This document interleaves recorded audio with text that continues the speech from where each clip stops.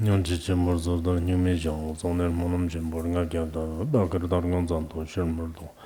Stumba de Janla Jonzorlo, Major Telling Jangams, Jor Tiction, Laila. Jimmy Benzo Jala Sorado, Conjut Tobambo, Shinjilo, Conjut Tobambo, Shinjilo, Conjut Tobambo, Shinjilo. Profound and subtle Dharma is rarely encountered in eons. Now we can hear and follow it. May we realize the Tathagata's meaning. Yanti Tse, Shanchu Sanhua Sanhua Chimbom, Papa Kundu Zambu, Shanchu Sanhua Sayin Bolan, Dirkuto Soram, Papa Tiki, Tagler Divjetan, Tartar Mao, Sentient Namji Chet, Memji Jinjikten, Kabertul Honzao, Dugdug Zurva Sentient Namla Liki, number of member Nete. Nyari Manda, Dugbar Membim Jew, number of Jabbar Namuksar, Tandok Sur, the left and Mao Tiki Tami, Semson, Namki Leki, number of Membim Jew, number of Jabbar Shiver and Euro, then if Shantu was saying Yambo Land, the Urkater, Mebam, Pagba, the Kosan Gigi, Zamcher, the Kivichimbo, Tola, Nyari Manda, Dugdug number of Jabi. Didefnia Prashago, Pabala, Zao Lang, Dani Sharshuk, Sharki Shuk Samse.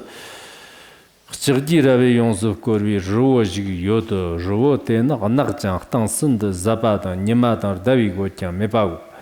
Yerter, Chim, Nar, the Mepia, Naraji Shava Yodo, Devjendam, Chimbo Jivshavian Yarada, Zurjiva Jivshavian Yarada, Tumperji Shavian Yarada.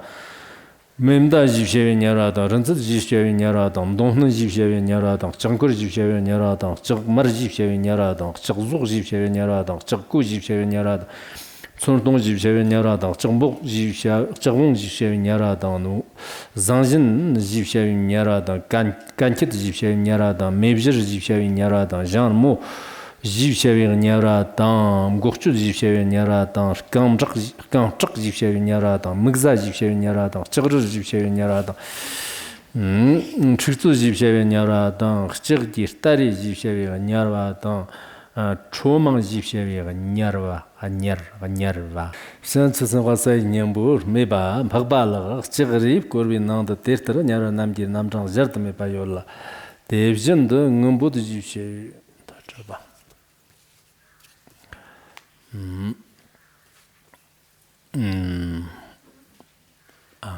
In order to liberate all sentient beings, please give rise to the supreme and unsurpassed bodhicitta. Now we will continue our further and more detailed discussion of the profound Ksitigarbha Sutra. We all truly attach very great and significant importance to this truly profound and significant Ksitigarbha Sutra indeed. Especially when we look at it from a historical perspective, there have been quite a lot of people who valued the Ksitigarbha Dharma practice. Among eminent monks and great masters, there are especially many who do so. And among ordinary devotees, there are also quite a few. There is also a group of people who do not have a particular faith, but have great confidence in the Ksitigarbha Dharma practice. Even among those who have not taken refuge in the three jewels, there are quite a few people who are interested in the Ksitigarbha Dharma practice. This time, as we discuss the Ksitigarbha Sutra, it can't really be considered an especially extensive explanation. I think in terms of the literal meaning of the Ksitigarbha Sutra, everyone should have a fairly comprehensive and thorough understanding.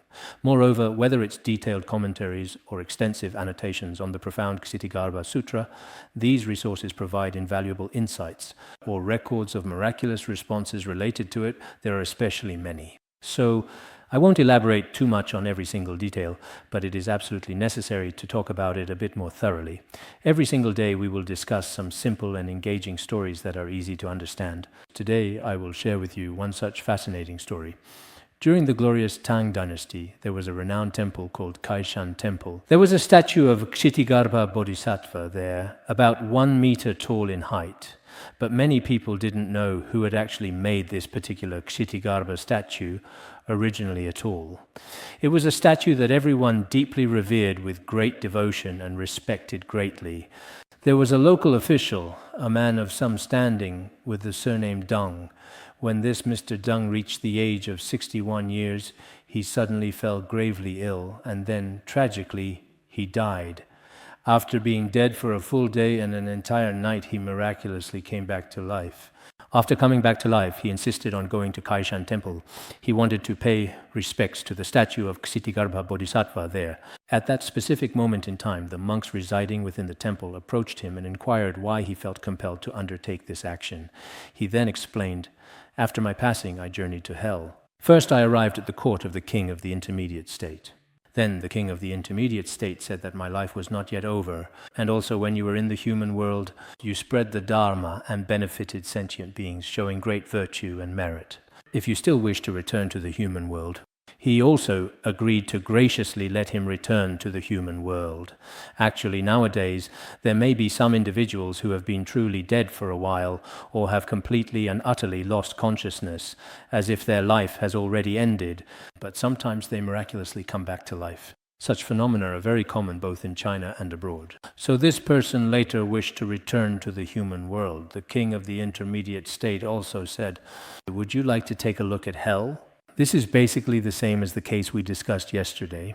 Then, after some consideration, he finally agreed to go, and a stern prison guard dutifully led him directly there. He visited mainly the 18 great hells, as well as many smaller and larger hells. These hells were truly unbearable to witness, where blazing fire was relentlessly used to burn the sinners, making them cry out in unimaginable agony, with all kinds of cruel torture and endless suffering, indescribable and extremely painful to behold. But something very remarkable happened. He saw that in every hell there was a monk present compassionately, manifesting in different various ways to liberate the beings there with skillful means through his power. This venerable monk also greatly benefited countless suffering beings in the depths of hell. That monk asked him, "Do you recognize me?" He replied, "I don't recognize you. Who are you?" The monk declared, "I am Ksitigarbha Bodhisattva, hailing from the esteemed Kaishan monastery." He continued, "In times past, there was a revered Dharma master named Jizang, and it was his devoted disciple who meticulously created a statue of Ksitigarbha. The purpose of making the statue was to liberate beings in the lower realms. Later, I manifested in various diverse forms and began to greatly benefit the suffering beings in the realms of hell."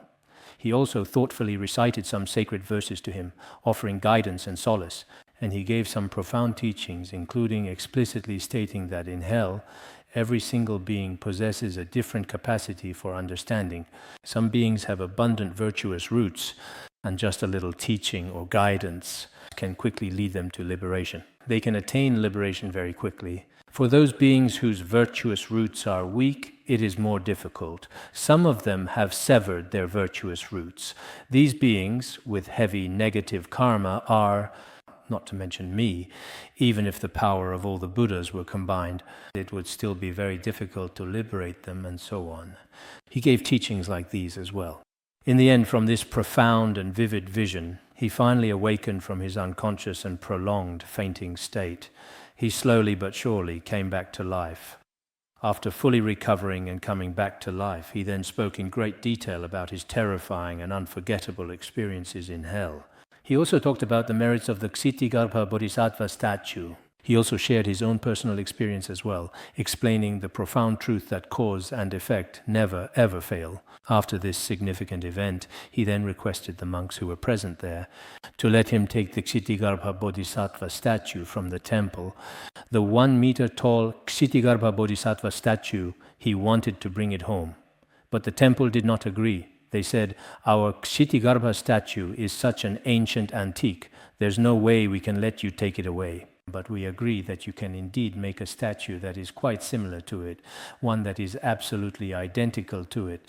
So from this particular point, we can also clearly see that in the future, when we have the opportune moment, whether in a sacred temple or within the comfort of one's own home, if we sculpt a statue of Ksitigarbha Bodhisattva, it should be said that in a city, if there is a Ksitigarbha Bodhisattva statue, it will benefit all sentient beings in that city.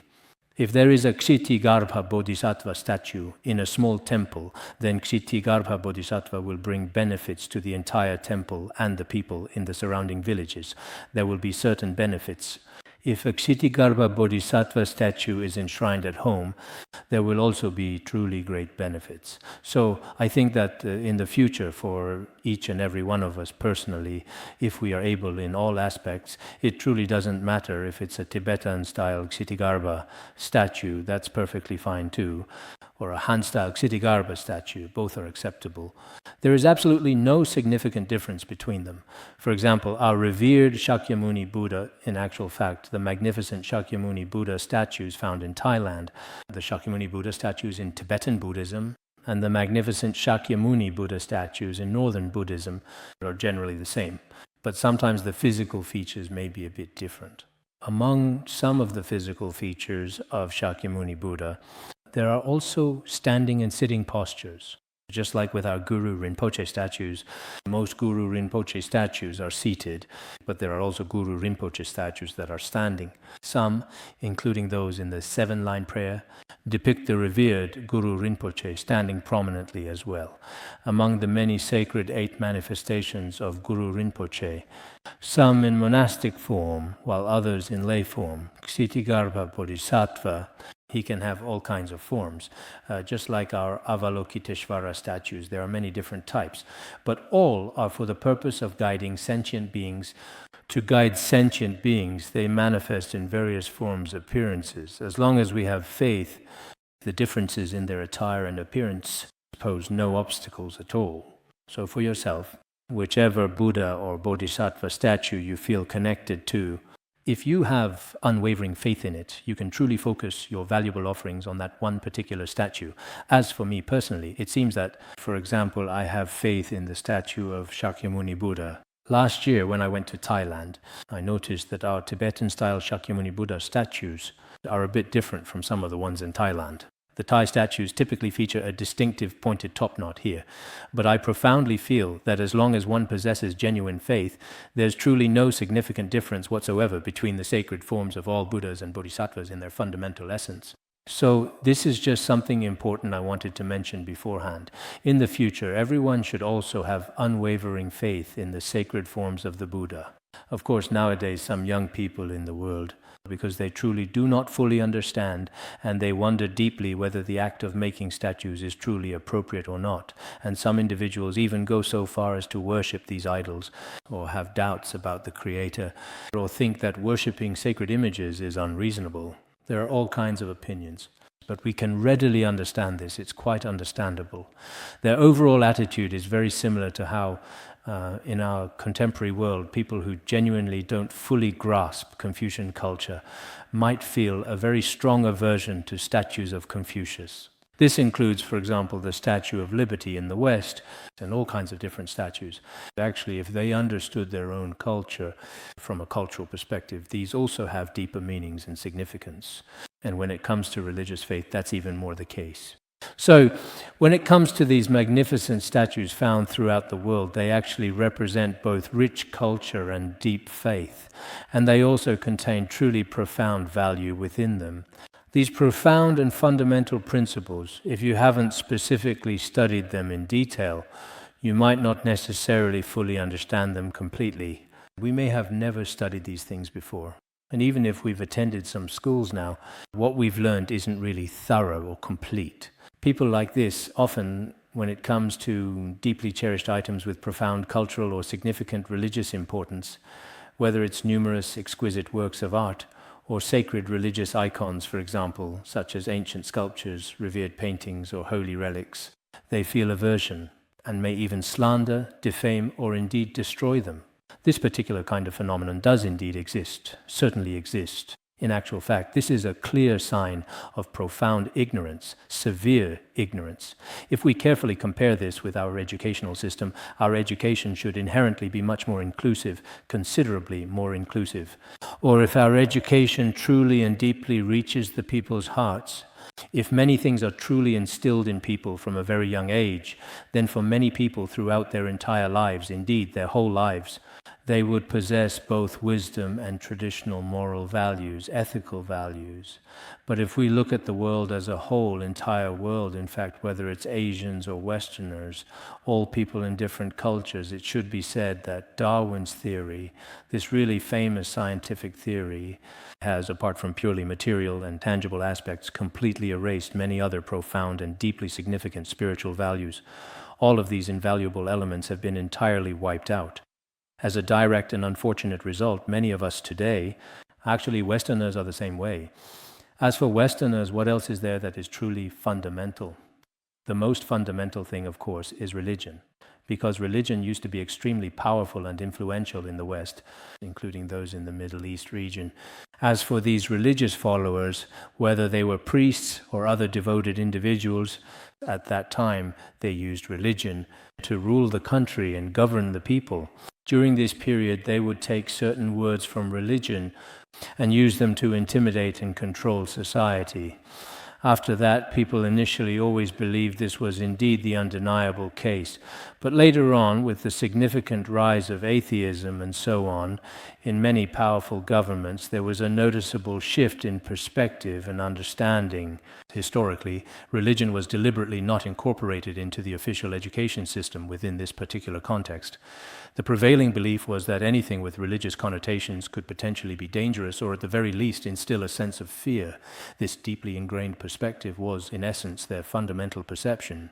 But actually, this isn't very reasonable. Religion has its own inherent rationality, but religion also has its irrational aspects. It did not truly and effectively use religious teachings to genuinely benefit the general populace. Some influential individuals, after successfully gaining control of religion, deliberately used it to achieve their own personal goals and to systematically control people's fundamental freedom, to control people's behavior. There are various different ways to interpret this particular statement, and as a direct result, people eventually realized that some aspects were actually unreasonable, some aspects were irrational, and some aspects, when measured against their respective countries' laws, were even illegal. This is one of the reasons why. So now, when it comes to the Buddha's actual physical appearance and his various characteristics, if you do not fully comprehend or understand these significant aspects, you should consider that there must be a profound meaning behind it. This is not just about our Buddha statues, but also about worldly cultural and artistic works, as well as religious sculptures. We should also truly respect and honor them appropriately. If you don't have faith, if you don't have any particular belief in them, you should still consider that it might not be so simple. Because it already possesses hundreds or even thousands of years of rich history with such a long and extensive historical process, there must certainly be some profound meaning deeply embedded within it. There must be deep significance. You should really try to understand it in this particular and specific way. What are we actually going to talk about next? Today, we are discussing the very specific karmic consequences from our past actions. The four heavenly kings asked the world-honored one about Ksitigarbha Bodhisattva. Yes, the Buddha addressed the four heavenly kings. The four heavenly kings respectfully asked Shakyamuni Buddha, Ksitigarbha Bodhisattva has made numerous and extensive vows for such an incredibly long period of time already, and continues to do so, and is still saving sentient beings within the cycle of birth and death. He still wants to make even more vows. Why is that? Next, it is explained that actually Ksitigarbha Bodhisattva has many different methods for teaching and transforming sentient beings. He consistently employs skillful and compassionate means to effectively guide and transform a vast and diverse number of sentient beings. Just yesterday, we specifically discussed roughly, let me carefully count them, 1, 2, 3, 4, 5, 6, 7 distinct points. Previously, we have thoroughly discussed and explored 7 distinct kinds of karmic retribution. Therefore, for our discussion today, we will now proceed to talk about the 8th one. If one happens to encounter individuals who are habitually excessive in their eating and drinking, if you come across people who are completely unrestrained in their eating and drinking, who eat and drink recklessly without any self-control whatsoever, Nowadays, there's something widely known as mukbang, right? They have a truly huge and elaborate spread of food in front of them. Succulent shrimp, enormous lobsters, and many other delectable items. Wow, watching all of that being consumed, it all looks pretty terrifying, almost overwhelming to witness. Then during the live stream, they eat all of the entire thing. Some of them are extremely, extremely thin people, but they eat an incredible amount. And this is also extremely popular.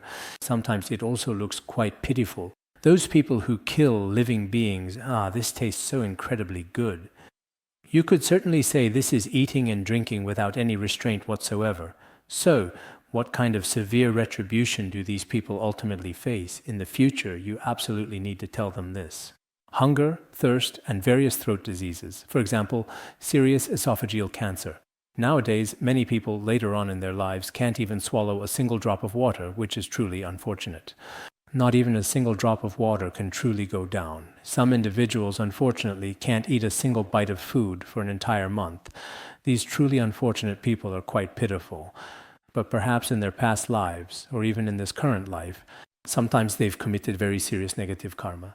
They have no sense of frugality, not even the slightest intention to avoid waste. They constantly give to others, and not only do they themselves overindulge in excessive food and drink, they even actively encourage others to needlessly kill or waste valuable food. In the end, such unfortunate people inevitably suffer from hunger and thirst, as well as various illnesses like esophageal cancer and throat diseases, and leave this world because of these dire conditions. This is the retribution that is being described here. If you encounter people who indulge in hunting and satisfying their desires, the meaning of hunting here can also refer to acting quite recklessly and completely without restraint, with not even a single trace of compassion or genuine care.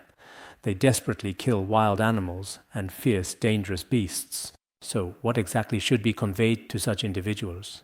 They should be explicitly told about the severe retribution of dying in profound terror and overwhelming panic. In their final moments, when they are about to face their demise, they may vividly see all kinds of ferocious and terrifying animals coming to relentlessly attack and ultimately kill them. They experience extreme fear and profound panic, a terrifying ordeal that grips their very being. They tragically leave this world in such a deeply distressed and agonizing state, which is truly and utterly pitiful to witness. Venerable Master Jinkong, a highly respected and wise spiritual leader, once shared that when he was a young man of 16 years old, before he started studying Buddhism at the age of 16, he used to go hunting together with his father. They hunted in the mountains for 3 years. In fact, Master Jinkong said that in the past he never missed a shot. He was an exceptionally excellent marksman. He also skillfully killed and consumed a significant amount of fish. Both he and his father were deeply and heavily involved in the killing of living beings. Later, when his father was 45 years old, he tragically developed a truly terrifying, profoundly madness-inducing panic disorder. It was an extremely frightening and deeply distressing experience for everyone involved. Witnessing his father's death in this deeply tragic way made him especially heartbroken. Later, when he came across the sacred text, the Ksitigarbha Sutra, he realized that his own karmic obstacles were very deep and that he needed to repent. Moreover, from his father's entire process of illness and death, he gained a truly great deal of profound insight. Perhaps this significant experience later influenced his crucial decision to study Buddhism and ultimately become a monk. It probably had a certain, quite significant impact, so some truly eminent monks and great virtuous ones before they were ordained also displayed various kinds of behaviors in their earlier lives indeed. Of course, perhaps this was just an appearance, or perhaps it truly was such a process. When we read the biographies of many great masters, they often started out this way as well. According to some of his very own personal accounts, his own father was exactly the same way, similar manner. So sometimes, you see, when an individual is experiencing a state of mental instability or is exhibiting extremely manic behavior and they are completely unable to control their actions or thoughts, when their mind is already deeply immersed in a state of madness and disarray, such individuals may indeed possess a significant and undeniable connection to killing karma originating from their past lives. Nowadays, in some psychiatric hospitals, every patient is especially pitiful. There are psychiatric hospitals in many places now, and in those hospitals every day, they use electric shocks and various other methods to help patients control their emotions. Other than that, there's really nothing else they can do. Actually, these people are likely those who committed killing and accumulated killing karma in their past lives. I really don't know if there are any experienced hunters present among us here at this very moment, but if there are, if you don't become like that in this life, then perhaps in the next life, future life, if you don't sincerely repent, such things may indeed happen. Back when I was herding cattle, there was a neighbor. His name was Gongchok Sangpo, a skilled and experienced hunter. He always wanted to teach me, ever since we spent a lot of time herding cattle together in the vast open fields. He would expertly teach me how to use various types of rope to make those intricate and essential tools for hunting and daily life. What are they called, those? Not that one. Right, the kind of intricate device that effectively traps something inside and then successfully catches it. He also skillfully used strong, flexible wire to construct various types of traps for efficiently catching small animals. He would often teach me these things. I would pretend to learn on the surface, and after he finished making them over there, I would quietly go over and destroy them. He really wanted to take me as his apprentice, but he didn't succeed. This is indeed a kind of retribution. If you ever come across someone who is truly rebellious against their parents, who actually goes against their own parents' firmly held teachings, if you encounter someone who is unfilial to their parents, what kind of profound and severe retribution should you tell them about? We speak of natural disasters and various forms of tragic killings. For instance, some individuals are tragically struck dead by sudden lightning, or they might perish in devastating tsunamis, catastrophic earthquakes, including destructive landslides and even severe car accidents, all of which can be seen as forms of karmic consequence. These are also widely considered to be natural disasters. Wouldn't you agree with that statement? There is indeed this kind of inevitable and just retribution, a consequence that ultimately manifests itself for actions taken. Some of us might just ask, why does something like this happen so suddenly and without any warning? It's truly perplexing. Just a short while ago in the specific area of Hoxi, there was an unfortunate car accident that occurred. It was said that there were indeed 6 students involved, and in the end, the car tragically overturned into the river. It seems that 1 or 2 bodies were regrettably never found. About an hour before that, those students called their parents and said, "Please don't go to bed tonight. We're almost going home very soon." But in the end, on the way, perhaps the driver fell asleep or something similar, as no one truly knows for sure what exactly happened. And then the car plunged into the river. Among the occupants, there was a young girl who, since it was approximately 2 o'clock in the morning, when she was tragically swept away by the powerful, rushing water, she was desperately groping around in the murky depths of the river with her outstretched hands, trying to find something to hold on to, and managed to grab onto a tree branch. Then, slowly but surely, little by little, she eventually made her way to the safety of the shore. No one knew about this that night. The next day, she was found to be badly injured.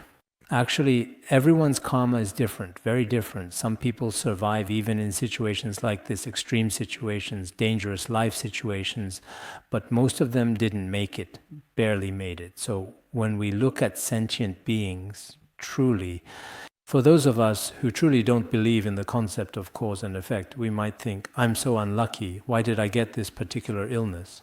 Why do I consistently have such unfortunate and challenging experiences? Or why is everyone else safe and sound, but I'm like this? But actually, for each of us, our own past karma, the individual karma carried on our alaya consciousness is all profoundly different.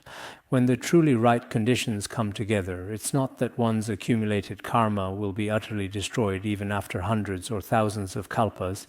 Once the conditions are fully met, the result will definitely ripen. So in our daily lives, we constantly encounter whatever experiences we may encounter, whether they are good or bad. Actually, there are many underlying causes and conditions, both visible and invisible, that are deeply involved in various ways in our lives. There are many factors at play within them. The continuation of these causes and conditions, in Buddhism, we call it the law of cause and effect never fails.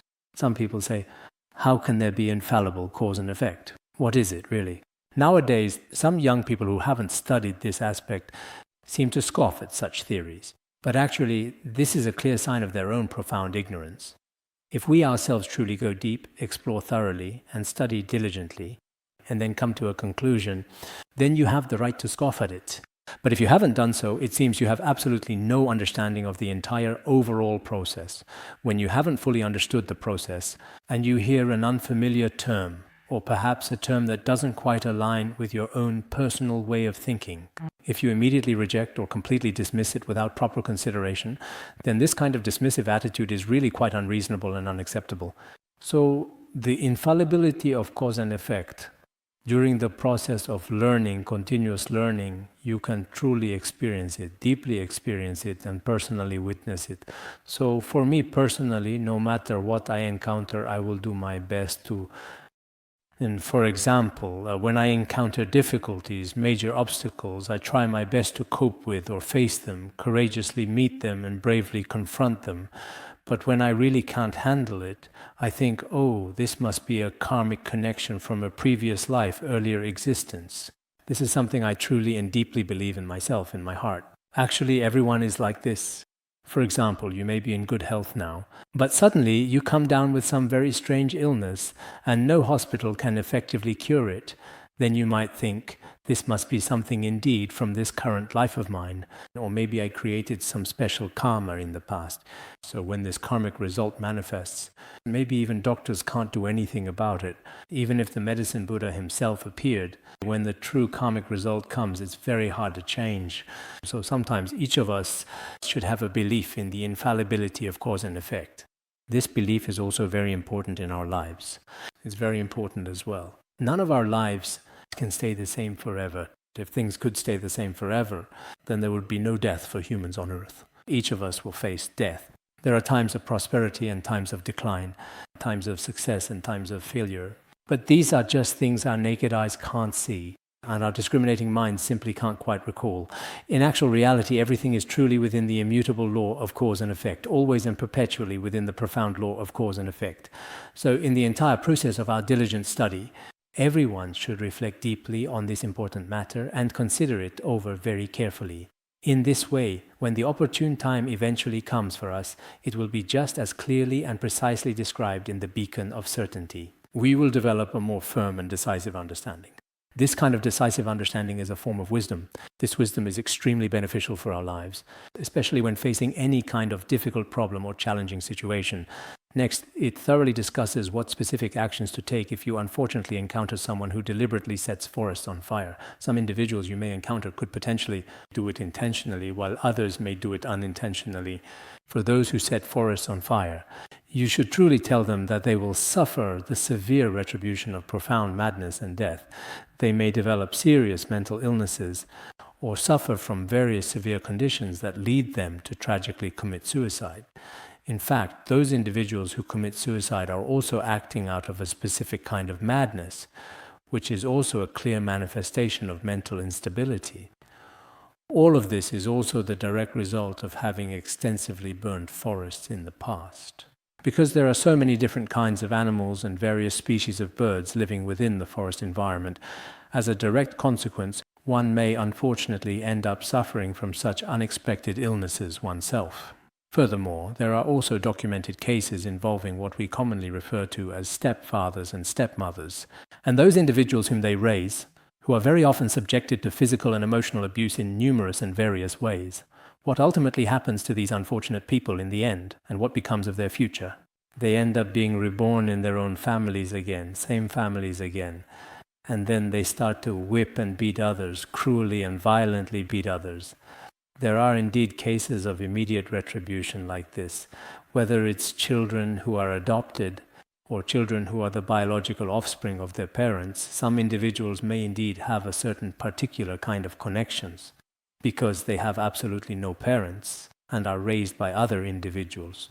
There are all kinds of situations. So in such cases, if we were to treat them with such abuse or torment, then what would be the consequences of our actions? We may also find ourselves in a certain family experiencing the same. Some of us were beaten by our parents from a young age, or beaten by others, beaten every day. Their bodies are covered in bruises and wounds, always in great pain, growing up in such a family environment. Actually, this is also a kind of form of retribution, a karmic consequence. And if someone deliberately uses cruel nets to catch vulnerable fledglings, whether it's catching innocent young birds or other defenseless wild animals, what exactly should we communicate to these individuals who engage in such harmful practices? We should talk about the retribution of being separated from one's own flesh and blood. Even now, among human beings, there are indeed some individuals who are especially, truly pitiful and deserving of compassion, who are forcibly separated from their own flesh and blood. Especially some who suffer from all kinds of rare diseases, whether it's debilitating skin diseases or severe muscle diseases, including those individuals who desperately need life-saving bone marrow transplants. Tragically, some become permanently disabled, and some even face more dire outcomes. In ancient times, there existed a wide array of incredibly harsh and often brutal punishments. When we go to Cambodia or even Japan, the instruments used to punish people back then were especially cruel, extremely terribly cruel, slowly peeling off a person's skin, living person's skin. Then they would cut off the muscles piece by piece. Maybe it's because of karma manifesting or because the vital points weren't hit. So for a long time there was no way to die. This even includes what's happening now in the ongoing situation in Israel and what the Germans, Nazi German soldiers did to them at that time, wartime historical period. The sheer brutality, the immense cruelty and the horrific torture perpetrated by the Nazis was especially terrifying. Some photos are too horrifying to even look at. To have one's very own skin and flesh slowly peeled and painfully sliced off alive in such a manner, there are all kinds of pain, and these are things one can experience. If someone truly encounters those who destroy the sacred and precious three jewels, those who slander or damage the sacred three jewels, what exactly is their karmic retribution? It manifests as blindness, deafness, and muteness. The blind individuals, the deaf individuals, and the mute people that we encounter in our present lives, these people are also very pitiable. In the past, they slandered extremely precious objects of reverence, slandering the Buddha, the Dharma, and the Sangha, constantly committing all kinds of negative karma. Because of this, they are born in this life with incomplete faculties. This is truly pitiable. So in this life as well, some people, have they ever slandered the three jewels? If so, before their inevitable dying, they should sincerely and deeply repent for their actions. Some people, whether acting as individuals or as part of a larger group, should be relatively wise themselves. Just as it is stated in the 10-wheel sutra of Ksitigarbha, even if one has committed negative karma, if one can repent, it destroys the banner of the demons. This is truly very necessary. In this life we have indeed truly encountered the authentic Dharma, genuine true Dharma. Otherwise, who knows when we would have another chance at liberation. So we should also truly and sincerely repent in this very way with devotion. Otherwise, for countless years, we might become mute or deaf-mute, which is truly pitiable, extremely pitiable. When we see deaf-mute people, for example, these days, we think, oh, how pitiful they are, but we never consider that we ourselves might have created or have created such karma. This seed still exists continuously within our mind stream. I must quickly, before I die, destroy these truly bad seeds within my personal stream. We do have effective methods to destroy them. If you really don't do this, you might even, on top of the original bad seeds, add even more negative seeds. Then, after I close my eyes for the very last time, perhaps immediately in a completely different and entirely new world, I will become one of these deaf-mute people. If that's the case, it would be especially sad for myself as well. It truly is something to be genuinely sad about if you unfortunately encounter people who are disrespectful towards the sacred Dharma and its profound teachings. For example, those who are disrespectful towards Buddha statues, Buddhism, the Buddha's appearance or the teachings, those who actively belittle and slander or deliberately look down upon them. Such people, indeed, will always remain in the realms of hell, hungry ghosts or animals in the lower realms, which is truly pitiful as well. If you encounter people who misuse or destroy property belonging to the Sangha, especially the possessions of the monastic community, if you use them in a careless and irresponsible manner or cause significant and lasting damage to them, then for an immeasurable and truly countless number of eons, you will inevitably experience the severe and profound consequences within the suffering-filled hell realms of samsara. That's precisely why we often emphasize and state that the sacred property of the Sangha, and more specifically the communal property of monasteries and monastic institutions, must be responsibly managed by us. Simply uttering the words that we should manage it well is in itself insufficient and does not fulfill the responsibility required. As I have said before, actually, right here at the magnificent Larungar, including all the years I have been in charge here, we have always been very conscientious, and it is precisely for this very reason that some of our Dharma friends here, those who practice a bit better, including those who take on responsibilities, many of the leaders in our construction team, the very first condition they said is, I don't handle money. Money cannot be directly with me. Anything else is perfectly fine. However, even without physically touching actual currency, there are still ways to illicitly steal. You do not have to physically touch cash. It can be conveniently and discreetly transferred electronically to a bank card or a mobile phone. That's all possible. Sometimes I even joke, it's fine if you don't touch the money, but the most important thing is there absolutely needs to be a management system truly in place. This is a very important consideration. Whether it's each individual department or every dedicated volunteer team, when the appropriate time comes, it's very troublesome and quite difficult to have to constantly clear your own good name. We should really have a much more reasonable and equitable system in place. For example, consider whether it's the personal property of the monastics themselves, or indeed any of our collective assets. Actually, you can truly enjoy what rightfully and properly belongs to you. But you absolutely shouldn't use or enjoy any property that you are not legally supposed to have. For example, when it comes to the general management of a monastery, there are always roles like accountant, cashier, and person in charge. If any funds need to be used, it always requires the involvement of at least 3 people. Unless these 3 people become as one, and their minds are completely united, but generally speaking, that's very difficult. Usually when it comes to managing finances, after 4 or 5 years, it's probably better to switch people around. If the same people stay in those roles too long, at first they all feel cautious and mindful of cause and effect. But after some time passes, they might become a bit numb. This kind of situation can happen. So generally, we recommend that after 4 or 5 years, those managing finances should be rotated. But during the management process, it's not just about saying, I swear by the 3 jewels, I would never steal anything. If you truly and genuinely were a thief, you would most definitely say something exactly like that, wouldn't you? If you're not afraid of the karmic consequences among the monastic community, then telling a lie would be no problem for you at all. So generally speaking, when it comes to the property of the guru and the 3 jewels, there must be a relatively reasonable and effective management method. Every single place should establish such a comprehensive system. This is also incredibly important. Moreover, such valuable assets, including some detailed records and essential files, should all be carefully kept and meticulously maintained, and, at the appropriate time, be reported to the monastic community. This is very important. Otherwise, if we just say, I truly believe in karma, and actually explain things to ourselves, sometimes that's not quite very reasonable. In addition, according to some very relevant current laws, including certain laws that may come into effect at a certain time, if someone falsely accuses you of serious embezzlement, and you say, I absolutely did not, legally no one will accept that as proof. If you say, did I embezzle? No. All our records are here, you can check them yourself. But just having records is not enough. Every month, the relevant personnel should sign off on them. This is very important. In Western countries, as long as there is a signature, it's sufficient. There's no need for a stamp. Actually, we should do the same.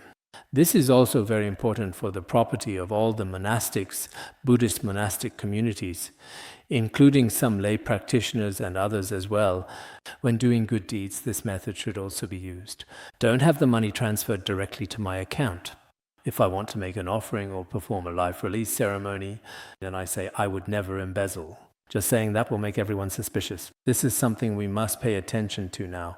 In the future, everyone should also be mindful of this in everything they do, if the account is not officially provided, many accounts. Some time ago, in certain places of ours, we didn't really know. There were all kinds of different people, including some specific individuals right here at our monastery, you see, who would often provide this account or that account. If this situation happens and we find out about it later, and if it's quite serious, it's best not to live together with the monks here. This has always been the case here, and I've said it countless times. Whether it's on our monastery side, including myself with construction and many other things, we have never solicited donations. There's no need for you to go around saying that Lama is short of money, or that Tulku is short of money, or that Khenpo is short of money. If they're short of money, let them go, beg for themselves. There's absolutely no real need for you to advertise for them, is there? This particular kind of behavior is truly and genuinely alarming. There's absolutely no need to engage in these sorts of activities. Everyone should really pay close attention to this important matter. Look here, those who misuse the monastery's resources, those who truly misuse the sacred property of the Sangha, it is widely said that for countless billions of kalpas, everyone should clearly know precisely how long a kalpa is. Everyone is also quite clear about how many hundreds of millions of years a single kalpa actually lasts. If you encounter some who defile the precepts, who corrupt the pure conduct of the Sangha, and for those individuals who maliciously slander monks, for these very people, Ksitigarbha Bodhisattva also explicitly spoke about them. To be eternally reborn as an animal to suffer retribution is also truly terrifying. If you encounter those individuals who cruelly scald others with intensely boiling water, or maliciously burn them with scorching fire, or violently use other dangerous weapons to brutally cut or savagely hack them, what appropriate response should be conveyed to such malevolent beings? They will repay their karmic debts through the cycle of rebirth. Whatever method is ultimately used to kill them, they will inevitably reflect that negative karma back onto you, the perpetrator. It is always in this way. For example, if I scald living beings with boiling water, then in your next 500 lifetimes, you will also experience being terribly scalded to death by boiling hot water. If I burn its delicate limbs with fire, including nowadays, when many people enjoy a wide variety of living creatures such as succulent lobsters, delicate crabs, fresh fish, slithering snakes, and countless other forms of life, however brutally or subtly you choose to kill them, they will inevitably and certainly return to kill you in precisely the same manner. In the past, Master Zhigong once went to a wedding ceremony, and when he observed the entire scene, he immediately said, "Cows and sheep are prominently seated at the place of honor, while their own relatives are actually being cooked in the large pot." Didn't he just recite some verses earlier? He specifically said that cows and sheep become the honored guests indeed, while former relatives and friends are being boiled in the pot.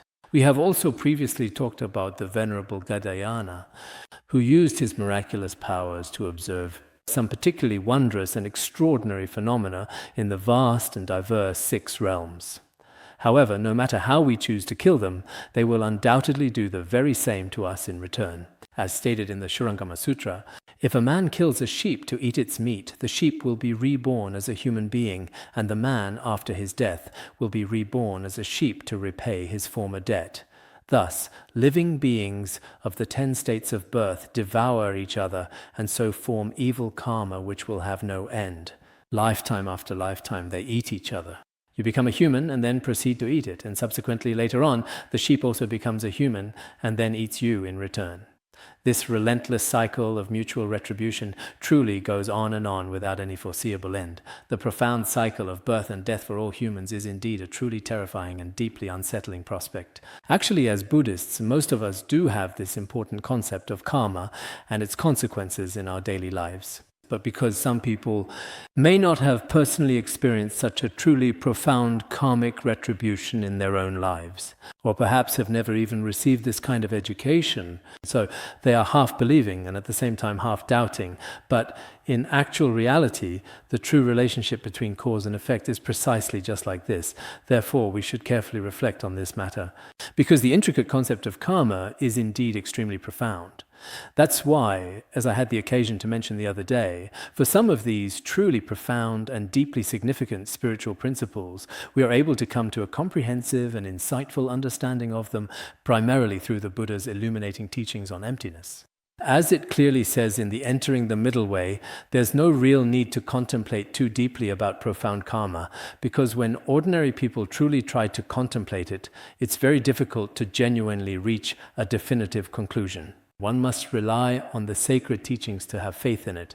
But if we know nothing about the sacred teachings either, then regarding profound karma, even ordinary practitioners or devout Buddhists will find it truly hard to develop a firm conviction. That's why the great masters of the past, before practicing the unsurpassed secret teachings, always first practice the teachings on the rarity of human life and the impermanence of life, then the infallibility of karma and the suffering of samsara. These 4 common preliminary practices are regarded as extremely, extremely important. If you have unwavering faith in karma and absolutely believe in the suffering of samsara, at that point you become a suitable vessel for the Dharma. Otherwise, nowadays in America, there's a group called modern Buddhists who do not acknowledge past and future lives. There are some in the UK as well, and I've heard there are also some in Sikkim. They have established a completely new and distinct form of Buddhism. So what exactly are its fundamental teachings? They emphatically do not acknowledge past and future lives, nor do they accept the traditional 6 realms of samsara. They only recognize that the Buddha truly came to this world, and some of his doctrines, such as emptiness and impermanence, and they think these concepts are quite good. This includes Yuval Noah Harari, the author of *Sapiens: A Brief History of Humankind*, who is also said to be like this. Last year I wanted to meet him and learn more about this. He sometimes also calls himself a meditator and talks about how greatly he has benefited from an Indian guru.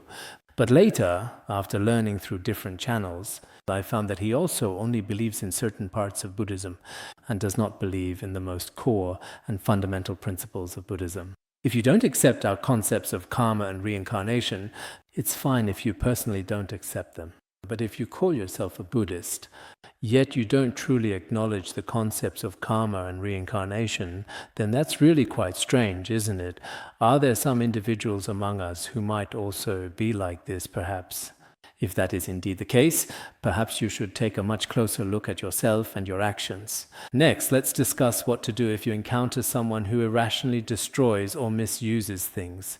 Irrational destruction means destroying things. Nowadays, some people are unreasonable. Where is that, right? If you come across someone who breaks precepts or violates fasting rules, such as breaking the Pratimoksha precepts or the Bodhisattva precepts, or violating important fasting precepts, such as the 8 precepts, what about these particular individuals specifically? For them, you can talk about the karmic retribution of becoming animals or suffering from hunger. Nowadays, in our world, there are many people like this, some of whom are indeed animals or other beasts, creatures, who were actually precept breakers in their previous lives and have now been reborn as various animals. There are also some beings like those in Africa who are extremely hungry and thirsty, like hungry ghosts. This is the karmic result of breaking precepts in the past. You can explain this to them. If you encounter people who irrationally destroy or misuse things, who use property or resources in an unreasonable and reckless way, for example, whether it's our essential roads or our vital trees, we are fundamentally supposed to diligently nurture and carefully plant them, which is certainly not an easy thing to do or accomplish. But some people recklessly destroy them without any restraint, showing no care for public property. For people truly like this, in the future, all of their wishes will be completely unfulfilled, and they won't be able to obtain anything they desire. Whatever they want, they simply won't get it. If you encounter people who are arrogant and prideful, you should explain to them the karmic result of being born into a lowly or humble state. They ultimately end up becoming mere servants, indeed truly becoming the very lowly servants of others. Their social status is also extremely low and inferior. In fact, among all people, there are those individuals who are noble and those who are lowly. Some people of noble status have grown up in noble circumstances since childhood. Their wisdom, their appearance, and their abilities, all of these can be said to surpass those of ordinary human beings. But some people are born into humble circumstances from the very beginning. Their wisdom, appearance, and talents, in every aspect they fall short. Such people also exist, truly do exist. So, those who were once arrogant and prideful will gradually become like this as well, eventually. As for those who are humble now, if they diligently practice and consistently treat others with genuine respect and unwavering discipline, then in the future they too can become people of noble status, and so on. If you encounter those individuals, malicious, harmful individuals, who sow discord with double-tongued speech, and who often use divisive words to stir up conflict among others, in front of those who are always stirring up all kinds of gossip and disputes. We talk about the karmic results of having no tongue or having 100 tongues. As for having no tongue, it means literally having no tongue at all. It has already decayed from a young age. Even now, there are people in the world who have no tongue like this, which is truly pitiful. There are even some who have an unusually large number of tongues, like snakes or other animals with many tongues. Because our speech truly deserves our careful attention, each and every one of us, often without fully realizing it, creates a great deal of karma. In the past, practitioners would say, "Speak less idle words, recite the Buddha's name more." There is indeed such a common saying. Generally speaking, we often talk about what is right and what is wrong, and frequently point out others' faults. In doing so, we unintentionally create a lot of negative karma.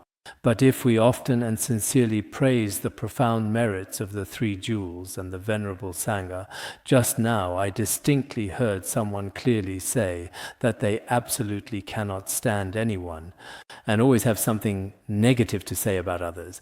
In fact, perhaps this is just the clear manifestation of their karma. Some people, no matter what truly happens, can readily accept it. Even the most serious and challenging matters, they can explain them quite reasonably and understand them in a reasonable way. So we should also pay very careful attention to our speech. Otherwise, we might inadvertently create some truly frightening karma. When we have a bit of education or some ability, we should also be careful when writing books ourselves. Nowadays, virtually everyone online can truly be a news reporter. So those individuals who like to criticize or talk additional nonsense, they actually create a lot of negative karma. If you have the ability, it's truly best to, whether you're posting on blog or creating engaging videos on TikTok, whatever you ultimately say, try to make it somewhat beneficial to all sentient beings and carry some positive energy. That might be a little bit better. Otherwise, some people just simply follow their current mood and they post things every single day. They'll think this person has mental issues. That's what others say. Because this person often, nowadays, what are many people like? When they look at someone, they can't see that person's heart. But even their close friends and family, when they carefully read the various articles or other written materials this particular person thoughtfully writes and publishes, they often truly judge a person by saying, this person has psychological issues. Some leaders are like this too. You see, some leaders post over 200 tweets a day, more than 200 daily tweets, and people say, he must be a bit mentally unstable, perhaps, maybe manic or something like that. We also think that's probably the case. Not to mention important figures, even ordinary people, if they post over 200 times, unless it's for some special reason or something, there's probably something going on. So for many of us, especially in our modern language and communication, we need to be even more incredibly cautious and mindful nowadays. A single statement or utterance from someone might get an especially high number of clicks and benefit thousands upon thousands of people. But if someone is in a bad mood and says something like that, it's like they've spilled all their guts out. Everyone else will know that this person is, so this person actually has some kind of issue. Because people nowadays are very observant. They're good at reading between the lines. Just from a single sentence someone says, people will think, this person must, a couple of days later, if they post something else, people will say, this person must be in a really bad mood lately. Or recently something must have happened. Or this person is in a really good mood. I have seen a few respected Tibetan Khenpos. I basically watch them quite often now, though I don't watch a lot, just occasionally. But when I really see others' content, I like checking Tibetan Khenpos' posts, though there are just a very few. It seems like every time I check their posts, their lives are very peaceful and serene, whether it's the beautiful photos they post. So just a couple of sentences they write. From just one sentence, you can tell that this person is probably living a very calm and peaceful life. Or is someone with a deep and abiding faith in Shakyamuni Buddha. Or, this person possesses great and profound faith in Guru Rinpoche. I don't know if they are like me in this particular way, but a great number of people, when they truly observe someone's state of mind, it can significantly influence many others. At the very least, it profoundly affects those immediately around you, those deeply connected to you, whether it's your dedicated fans or your close-knit circle of friends. These people are still influenced in different ways. Among us Tibetans, there's a saying, say one sentence and look at the reaction of a whole crowd. You need to consider the situation and say what is appropriate for others. This is indeed very important. Of course, sometimes when we speak, including when we write materials, maybe unintentionally, we sometimes make slips of the tongue or use certain words, inappropriate words, which can lead to misunderstandings for others. This does happen. But generally speaking, our human mind can truly control everything. So when it specifically comes to divisive or chaotic speech, we should clarify things for others. Otherwise, if they keep being like this life after life, it would be quite frightening. If you encounter someone with wrong views, if you meet a person with wrong views, you need to explain things clearly to them patiently. It's best that you don't develop wrong views yourself at all. Otherwise, the consequences will be serious, you will suffer, You will be reborn as a person in a borderland for lifetime after lifetime, completely ignorant of the principles of cause and effect, and not valuing the truth at all, becoming an especially lowly and ignorant sentient being. So you need to explain this kind of karmic retribution to them. Actually, at first glance, it seems like Ksitigarbha Bodhisattva is speaking to other sentient beings, but in reality, each one of us is included. We should pay attention ourselves. I noticed that there are 23 different kinds of karmic retribution mentioned here. I counted them yesterday. There are exact 23 different types of retribution. As for these specific 23 types, in our everyday daily lives, we still often commit them. After discussing it like this, we can't claim that we avoid all 23 of them. For example, we may not give rise to wrong views. We may not engage in double-tongued speech or be arrogant and prideful, but it's impossible for us to do all of them perfectly. If we could, we would be bodhisattvas. But at the least, for those that are more serious, the ones we are more prone to making mistakes with. For example, if I often kill sentient beings, or frequently break their sacred precepts, or often misuse the sacred communal property of the monastic Sangha, after understanding these principles of cause and effect, we should be much more cautious. We can indeed see that some Buddhists are very especially careful with their words and very cautious in their actions. We can tell just by being around them, this person is definitely someone who has received Buddhist education on cause and effect. Some people, as soon as they open their mouths, start cursing others indiscriminately, constantly criticizing and slandering others. When that happens, we can see it clearly. Either this individual has never truly received any proper education about the fundamental principles of cause and effect, or this person has committed very serious and significant offenses with their speech, and is in fact a particularly frightening individual. People around them can also readily observe this about many other individuals. So those individuals who have sincerely received a comprehensive Buddhist education should, at the very least, demonstrate some positive changes in their overall behavior and conduct. More or less, there will be some change, but this change is best maintained throughout one's entire life. It's not just that for the 2 or 3 days you're attending a class, you're very careful, paying special attention to your speech, immediately hanging a silence sign around your neck, not saying anything at all, but after a while, you go back to your old ways, cursing and hitting people again. That kind of change is only temporary and cannot have a lasting effect. A truly dedicated practitioner will not fundamentally change throughout their entire life's journey or their core principles. They won't be one way today and another way tomorrow, constantly changing back and forth. That won't happen. A true practitioner is actually being steady and composed is very important for a person. If someone is steady, many people will find it easy to trust them. When we judge a person, we look at whether they are steady and reliable. Whether we're looking for someone to volunteer or hiring any kind of staff, the first thing we consider is their character. Are they steady and reliable? If they are steady, views will be steady, physical presence will be steady, and words will be steady. They won't changing. But some people overthink things a lot. Today they're here, tomorrow they're thinking about something else. And then after a couple more days, winds of karma blowing them, and there's nothing they can do. They can't control themselves. But on the other hand, maybe they really haven't discovered themselves yet. Each of us should discover ourselves. What do many of your closest friends truly think of you? It's like what is said in Sakya Pandita's Treasury of Good Advice. Even if you genuinely don't possess great wealth, that's perfectly fine. Even if you happen to lack other material things, that's also completely fine. But as long as you have truly good friends, that's the very best thing. I remember something like this. So now, some people really don't have any friends at all. They become especially lonely, almost autistic, all alone, with no one, no close friends or family. What's the reason for this? It's really their own fault. Nowadays, in many Western countries, statistics show that around the world as a whole, people are having fewer and fewer friends. In the past, in some Western countries, people generally had about 3 to 4 trusted and loyal friends each. But now they say it's about 1 friend per person, maybe 1.5 friends on average now. So why are people having fewer and fewer friends in modern society than before? Because many people are too selfish and self-centered in their relationships with others. Also, they lack altruism, and people's hearts are unstable. These are the reasons. Why are people so selfish? Actually, the reason is the current Western education system. It has led to the erasure of cultures around the world. This is the reason. Originally, every single country at least had its own unique traditions and fundamental basic values about how to be a virtuous person. For example, how to be filial to parents and cherish friends, loyalty, trustworthiness, these were emphasized. Every single country had its own unique traditions. But now, for about the past 300 years or so, much of Western culture has been about selfishness, pure selfishness. In this case, people only think about themselves.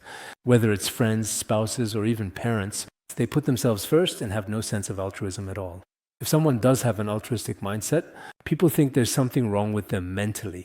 They'll say, "You don't even take care of yourself, so why care about others?" So under the influence of this kind of culture, we humans have already become a different kind of being. Indeed, sometimes when we look at it, our current education has changed. This isn't just about one or two countries, it's a global issue. Education everywhere is centered around selfishness. Under such an educational system, the number of truly trustworthy friends each person has is getting smaller and smaller. Some people truly don't have any at all. For example, if I'm feeling especially troubled today and I want to pour out what's in my heart, I can't find anyone in the whole world to talk to. Not a single friend, not a single trustworthy person at all. I don't trust this person, I don't trust that person at all. No one is really my friend. At this point, you start to feel that in this world, you are completely alone. Like a pitiful, solitary tree, lonely, isolated, solitary tree standing alone. So for us humans, for all of us human beings, from the perspective of karma and retribution, this is indeed truly very important. The concept of altruism, selfless pure altruism, and the ideas of cause and effect, if someone truly understands cause and effect, that person will definitely be honest and reasonable. We often say that when choosing someone, selecting the right person, if this person values the law of cause and effect, they should always be trustworthy. But if someone truly doesn't care about cause and effect at all, that particular person is also quite unreliable.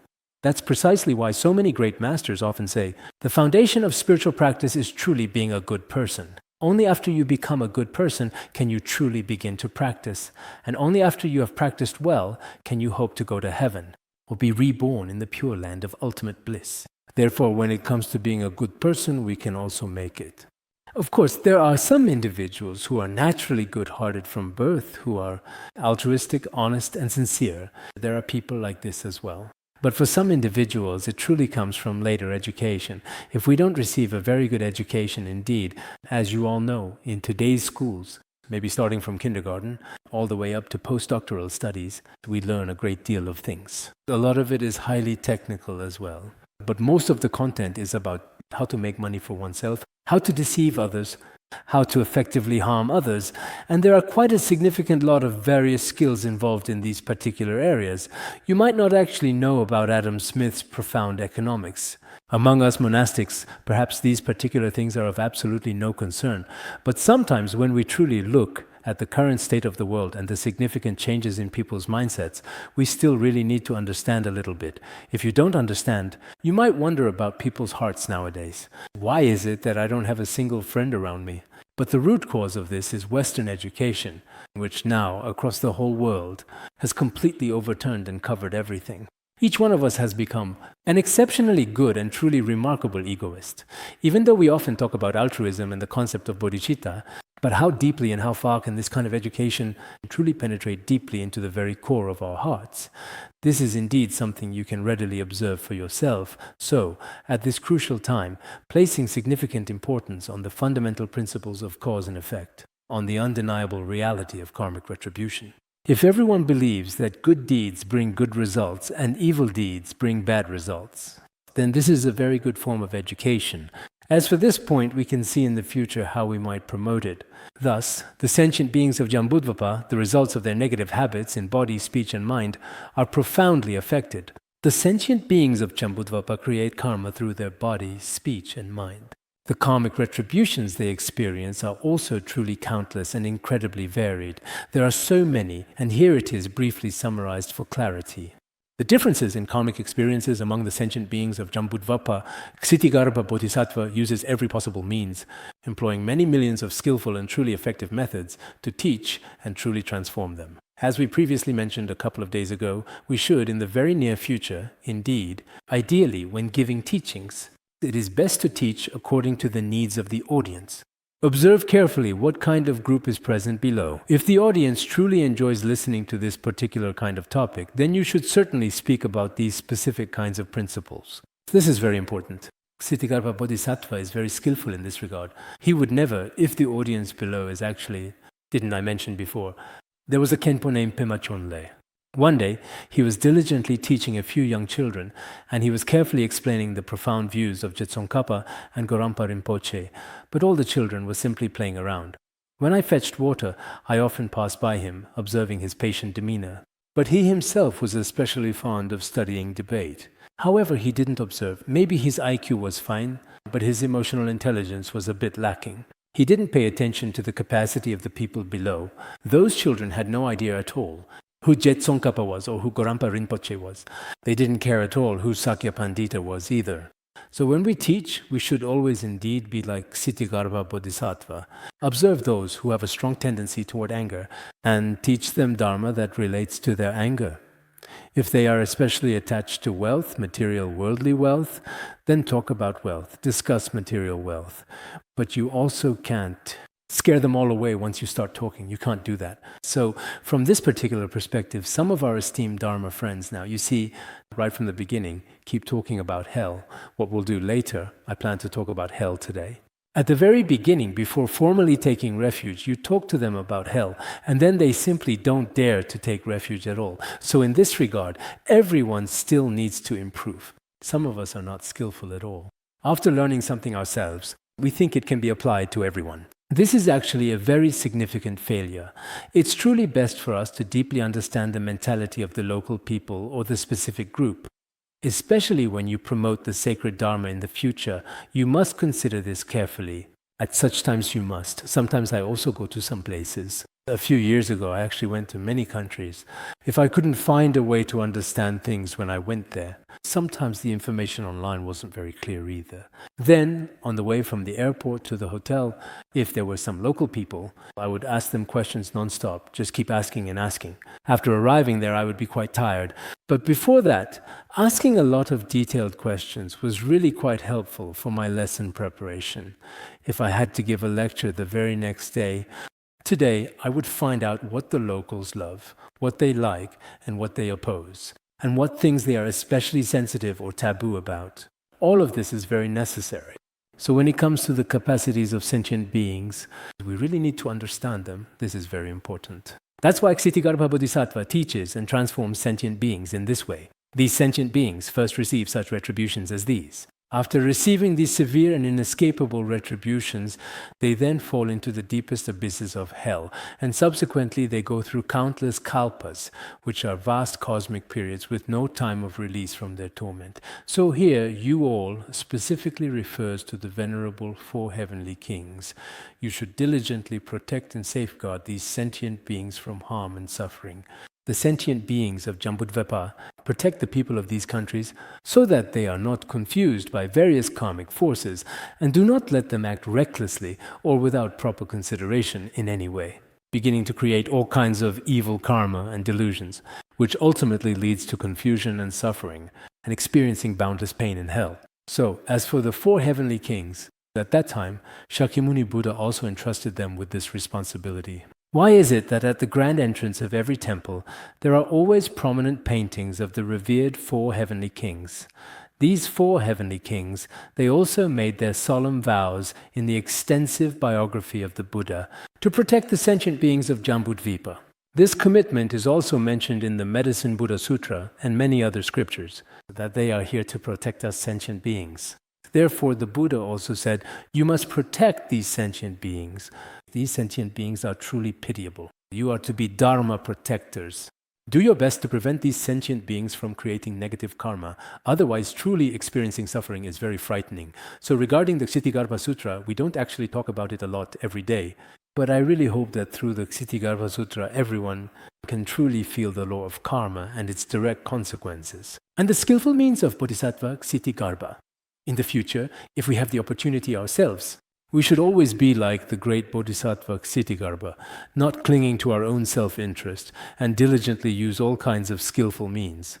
To benefit sentient beings with the Dharma, I hope everyone will make aspirations. Look at Bodhisattva Ksitigarbha, who made vows like the grains of sand in the Ganges River. We don't even know how many times we've made aspirations.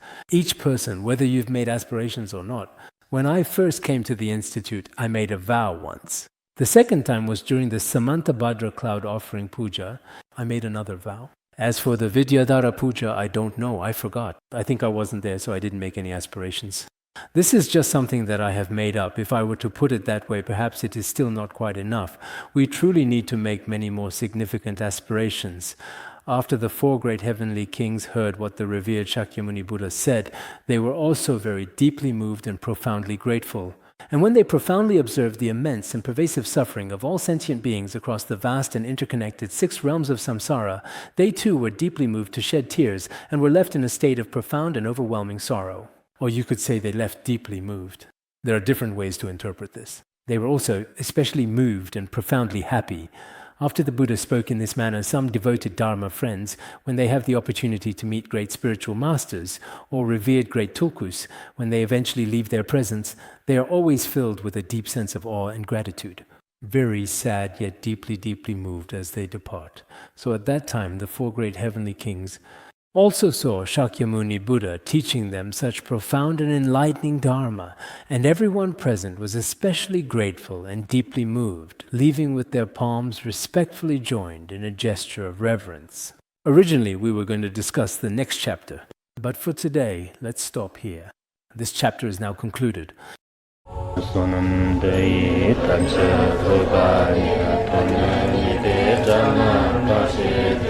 Kirgana jirano chupai, chupun zonen droa droa Bandrangara Badna Sodargye Bandrangara Badna Sodargye